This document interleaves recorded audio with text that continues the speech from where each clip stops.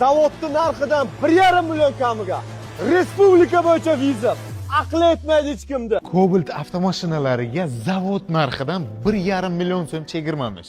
Mana men sizlarga respublika bo'yicha vizov tashlayman, vizovni qabul qilib olinglar. O'zimizning mashinalariga emas, inomarkalar. Ko'rib turgan T2 inomarkasini naqd 24 oyga o'stan narxida foiz va penyalarsiz o'zingiz nomingizga chiqarib bersam nima deyapti? Undan tashqari naqd pulga 58,5 million so'm tan narxidan chegirma qilib beraman.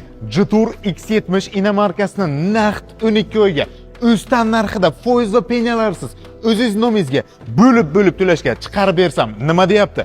Undan tashqari naqd pulga 19,5 million so'm tan narxidan chegirma qilib beraman. Jetour Dashing inomarkasini ham naqd 24 oyga o'stan narxida o'zingiz nomingizga foiz va penyalarsiz chiqarib bersam nima deyapti? Undan tashqari naqd pulga 20 million so'm tan narxidan chegirma qilib beraman. To'liq ma'lumotga ega bo'lish uchun kommentariyada Jetour T2, Dashing yoki X70 so'zini yozib qoldiring.